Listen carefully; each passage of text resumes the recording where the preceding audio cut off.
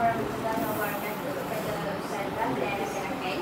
Hari ini kita orang nak buat presentation tentang cara penyembelihan. Dan kami menyembelih anak. Tapi before that, kita dengar dulu ni. Okay, first, pengertian. Apa maksud menyembelih? Maksud menyembelih ni dari segi bahasa, iaitu yang pendek je lah, memotong. Tapi kalau dari segi istilah yang panjang lagi, menyembelih binatang yang halal dimakan dengan cara memutuskan urat halkum dan marik.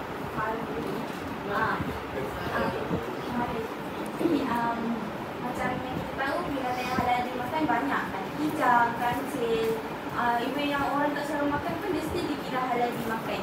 So, kita kena explore lagi lah. Okay, hukumnya of course lah wajib. Sebab untuk nak menentukan kita tahu sah binatang tu bersih, halal dan sebab kita orang Islam kan. Okay, so, next rukun penyembelihan. Okay, dari segi dari tiga segi, iaitu penyembelih, binatang sembelihan dan alat sembelihan. Okay, penyembelih of course lah kenalah seorang orang Islam ataupun ahli kitab. Dia tahu cara nak sembelih tu macam mana. Takkanlah macam kita nak sembelih macam dia tak tahu, tapi walaupun dia Islam, walaupun dia boleh nak menyembelih, tapi dia tak tahu, dia tak arif. Ramai lagi yang arif tentang penyembelihan. Jadi kita pilih orang yang lebih arif lah. Lepas tu binatang sembelihan halal, kita cukup sifat. Kita macam kalau dia sakit pun, kalau binatang sembelihan ni dia ada macam nyawa-nyawa ikan, kita tak boleh nak sembelih dia. Atau kalau tak cukup sifat, itu macam cacat. Cacat macam tempang. Dia macam gendut kan. Kita dapat binatang yang cacat kan, tempang. Dia macam tidak menepati syarat. So ada sembelihan dia laku tajam. Kita tak boleh kuku, tak boleh gigi, tak boleh tulang. Walaupun macam okay, tulang tu tajam, memang nampak macam orang kalau orang potong ikan ke apa ke, still boleh je kita potong ikan tu. Tapi tak boleh juga sebab dah memang syarat dia. Okay. Next, kita move to syarat sah sembelihan. Okay, contoh binatang yang disembelih, yang boleh disembelih: unta, lembu, biri, anak, ayam, seladang. Okay. Next, kita move on to syarat sah sembelihan penyembelih dalam Islam.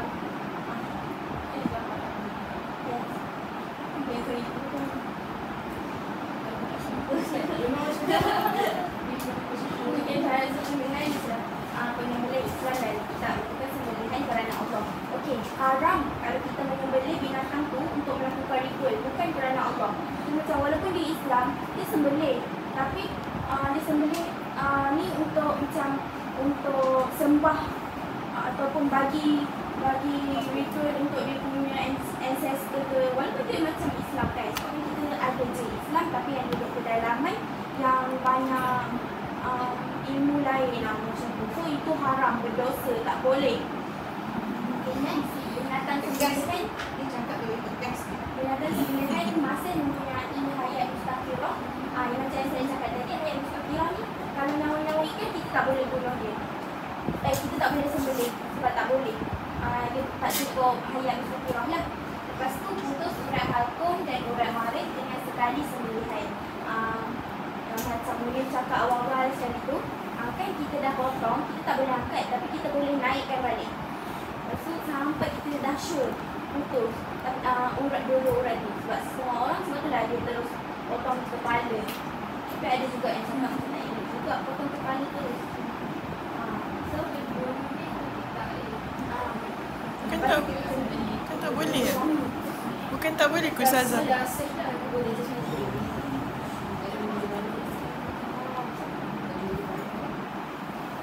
Nanti kan jadi bangkai kalau potong kepala terus. Kalau potong sampai habis, dia boleh start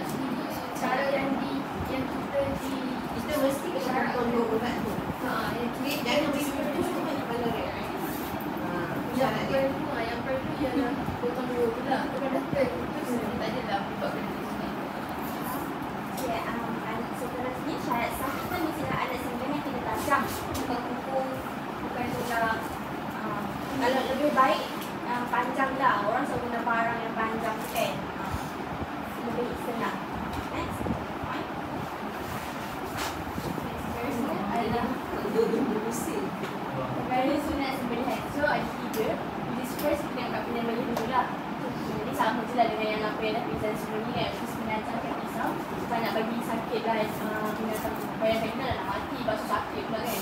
Yang kedua adalah waktu siang, macam Mina cakap tadi, tak elok lah buat malam kan, potong orang lain kan, bukan binatang, potong orang lain. Seterusnya adalah menghadap kiblat. Di sini pun tak, dia bukan sunat je, kalau tak ikut tak apa, tapi lagi galakkan afdal dia ikutlah dan juga membaca bismillah. Okay, untuk binatang sembelihan pula adalah membaringkan pada rezeki. Untuk adat sembelihan adalah adat yang tajam. Okay, untuk perkara makruh sembelihan pula, bagi penyembelih sembelih depan binatang lain. So macam tadi lah, kita naklah pergi binatang lain takut cuak kan. So kita sembelih dia dekat jauh sikit. Yang kedua adalah waktu malam sebab tak nampak, tidak menghadap kiblat dan tidak membaca bismillah. So untuk binatang sembelihan adalah jangan seksa dah binatang tu sebab kesian lah kan. Okay, seterusnya adalah adat sembelihan, adat yang tumpul. So adat yang tumpul tu akan boleh mengeksa binatang.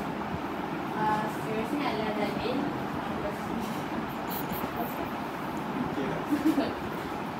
Bismillahirrahmanirrahim. Aku menyimpan Rasulullah Ta'ala fi imkum sya'ayatihi. Maksudnya, maka makalah dari sembelihan binatang yang halal yang disebut nama Allah ketika menyembelihnya. Jika kamu betul beriman kepada ayat-ayat ini. Al-An'am ayat 1. Selanjutnya macam kita nak sembelih kan, kita sembelih dah bila dengan nama Allah sekali supaya dengan sembelih tu yang diberikan. Okay, so hikmah dia adalah membezakan antara daging halal dengan haram. So sebagai kita kan Islam sembelih, yang lain kan tak sembelih kan. So yang tu akan membezakan daging halal dengan daging haram. Seterusnya adalah menghindar daripada penyakit kerana toksik dan bakteri yang dikeluarkan. Macam yang Mina cakap tadi, sebenarnya dah keluarkan. So macam dihindarkan daripada penyakit. Seterusnya adalah mempercepat proses kematian binatang. Jadi kita ke demo penyembelihan. Kita orang dah siapkan origami anak, tapi kita orang rasa macam tak best lah kalau tunjuk yang pesan je tak so kita bawakan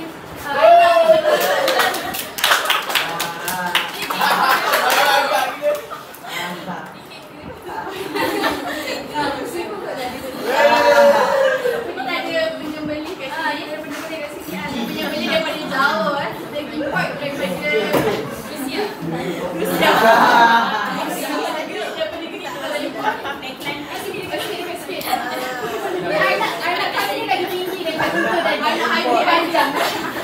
Arnab Kelantan Arnab Kelantan. Tinggi.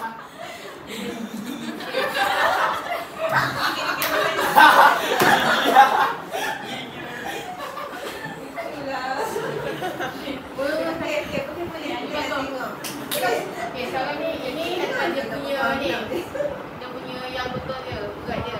Urat marin dengan urat tengah ni. Apa urat marin? Ini adalah urat alkum yang orange.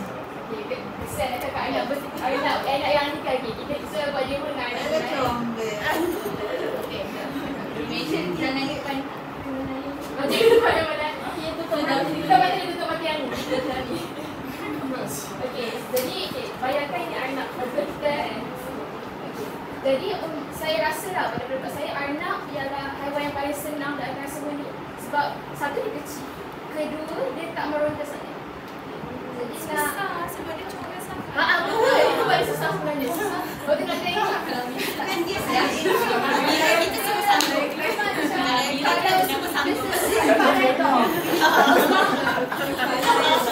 Masalah dia cakap kan. dia macam mana kan. Tapi kalau ada orang pegang dia, dia tak akan tak bergerak dah. Jadi arnab ni diperlukan dua orang je dia pegang dia. Nak contoh yang mana ni? Kepala nak pada. Tutup mata lah Mirul. Pegang. Ada baju lain? Nak boleh ke? Nak betul-betul. Pegang tak? Kena dua orang pegang. Selanjutnya orang yang sembelih akan pegang kepala. Sebelum pegang kepala, seorang tarik kaki dia lah. Lepas tu, okey. Mana gambar tadi? Okey, saya sekarang bila kita tengok gambar ni, orang harus punya mara dia harus dekat tengah ni, mara dia dekat sini kan. And then dia dekat depan bawah dah punya arnab tu. Jadi start sini dekat sini dekat bahagian bawah dan arnab. Itulah. Jadi cara sama je. Baca Tak tu kan gebu kan. Kena tarik dia sampai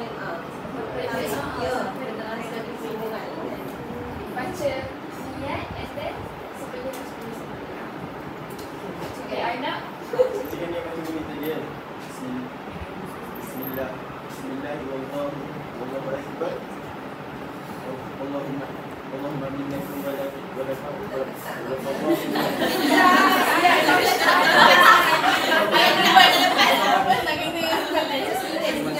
maksudnya dengan Allah dan Allah Maha Besar. Ya Allah, lepas tu binatang haram ni daripada engkau dan akan kembali kepada engkau. Ya Allah, terimalah daripada Sunnah kita tengok. macam tadi dia tak angkat tapi dia boleh itu tadi sekali siap kita angkat lagi. Akan cepat je proses dia. Okay, lepas tu dia ada berdarah, and then dia akan bergerak. Tapi bila dia dah lama sikit boleh letak dekat bawah tanah, dia akan bergerak. Dia akan bergerak sikit, lepas tu nanti dia akan semakin naik. Macam ayam, dia kurang. Cuma kurang tips sikit lah. Lepas tu anak ni, apa yang saya rasa menarik dia, nak proses dia tak susah sangat sebab nak cabut bulu dia kan. Bulu dia cabut bulu dia macam melekat dekat satu lapisan kulit tau. Jadi boleh terus cabut macam baju, boleh tarik. So biasanya dia akan dilapuk dekat bahagian badan, and then dia akan tarik sampai ke bawah dulu, sampai ke bawah badan dia, and then baru dia akan lapar bahagian atas dia. Dan kaki akan dipotong lah, semua kaki dia akan dipotong untuk senangkan proses nak masak. Siapa suka makan anak di sini? Tak pernah makan. Saya dah kolektif. Gigi.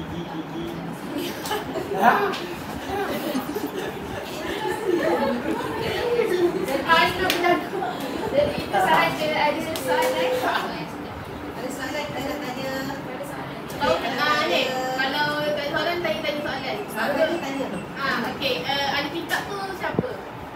Orang yang tak, yang Naurani atau Nasrani. Ahli kitab. Ahli kitab ni ada ahli yang memang ada kitab. Macam kitab Injil. Kitab Injil tu semua. Orang Kristian boleh, orang Yahudi boleh. Mereka yang ada ni. Spesifiknya orang yang belajar daripada kitab-kitab yang asal, yang lama. Yang Injil, lebih pure Injil tu ada kitab lah, sebab yang baru ni kan dah diolah. Soalan kitab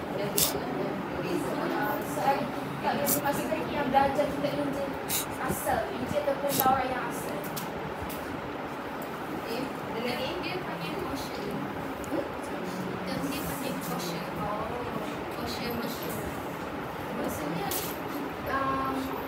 daging dia orang kosher. Oh, maksudnya daging sembelihan Yahudi tu. okey, ada lagi